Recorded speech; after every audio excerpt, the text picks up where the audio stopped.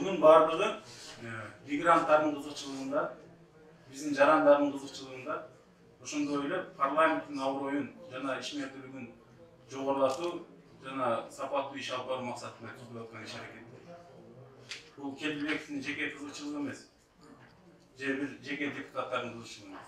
Биздин мигранттар кызыкчылыгы. Мына бүгүнкү күнү бюджет дагы жалпы ошо мигранттардын эсебинен толуп атат.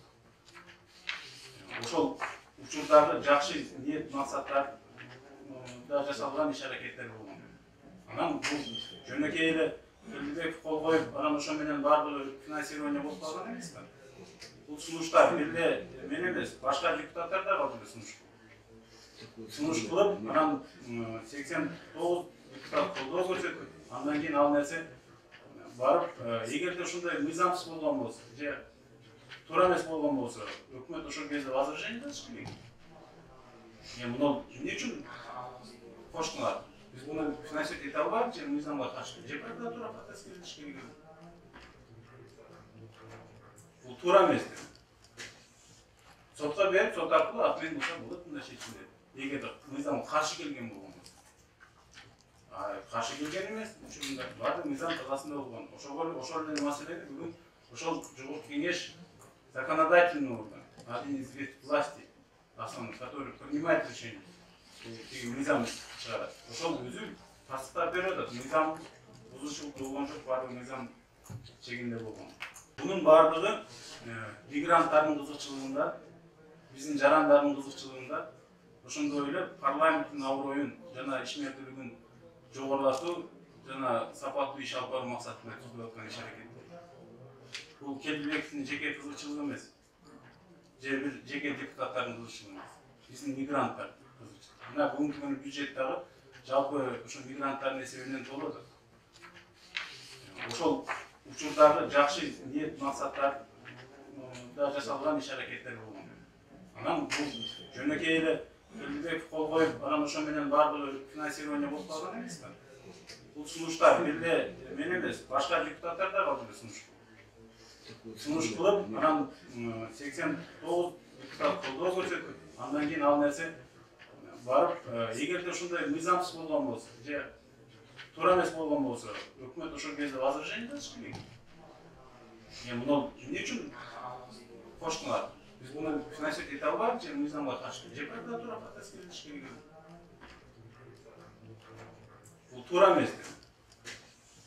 Сотко берип, сот аркылуу атайын болсо болот, мындай чечилет. Эгерде мыйзамга каршы келген болгон болсо. Каршы келген эмес, учурунда баардыгы мыйзам тазасында болгон. Ошол эле маселени бүгүн ошол жогорку кеңеш законодательный орган, один из ветвей власти, основной, который принимает решение. Мыйзам чыгарат. Ошол өзү тастыктап берет. Мыйзам бузушулук болгон жок, баардыгы мыйзам чегинде болгон. Правовой защита жоктан да.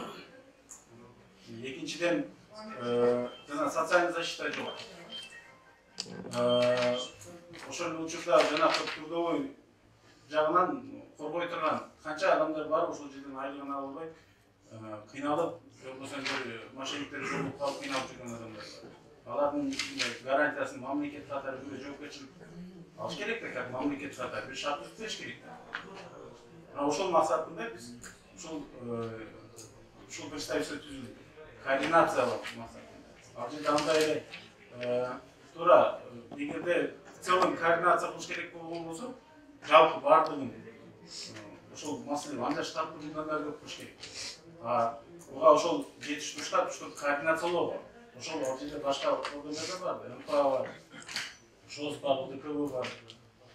Мына ошолор менен биргеликте мыйзам көбүрөөк мыйзамдык талаасына парламент только ушул маселени абдан уруктан болуп, жанагы мындай иш жүргүзүү максатында мындай тездетип, только ошол спецпредставительство аркылуу гана чече алмак. Биздин негизи боюшу. Финансовый нарушение деп мага айып коюп атканда айтты, Келдибековдун ушул действиясы менен мамлекетке 8 миллион сом зыян келди. Эсептөө палатасы актысына тастыктап жазып, актысын официально жөнөттү. Тийиштүү органдарга жөнөттү, жогорку кеңеште турат. Депутаттар аны талкуулап, 2011 жылдын бюджет аткарылыш боюнча мыйзам кабыл алды. Ага президент кол койду. Эч жеринде жок. Bir тыйым хищения болбосо, bir тыйым присвоения болбосо, bir тыйым нецелевое использование болбосо. Siz virus қатары айтыңызшы. Айыптауға болобу бирөөнү? Ушул ущерб алып келди. Мына бир министрлстволордо канча министрлство бар? Кабыл алып, анан кийинки коалиция бузулганда даже жоюп ал министрлствону. Башка министрлствону түзүп атат. Міне ошол сунуштаган ошол кишини жолбосом ошол министрлство жаралып калган үчүн биз бирөөнү соттоп атабыз. Соттогон жокпуз го. Анда себеп азыр бүгүнкү күнү президент жаралып атат. Анткени бүгүнкү күнгө чейин канча министрлство пайда болуп жоюлган болгон болсо ошолорду сунуштаган жолбосом ошолорду боюнча добуш берген депутаттардын баарын алмаш керек. Менин билишим боюнча лидер фракциялар дагы сүйлөшүлгөн. Лидер фракциялар менен чогуу сүйлөшүлгөн. Азыр эстеп атам, мына по-моему Бабдюжа менен да жолугушууга сиз сүйлөшүңүз керек эле. Кийин Нарышкин менен ал кезде председатель правительства беле? Аппарата администрация президента эле. Ошол кезде дагы ал менен да обсуждение болгон. Бул жанагы жең ичинде мындай жеке кызыкчылыктарды чечүү максаты болгон эмес. Бул ошол кезде ушул нерсе ошол кызматташууда ошол мигранттардын жана ушул парламент системанын ролун жоготуу максатында кабыл алынган чечим.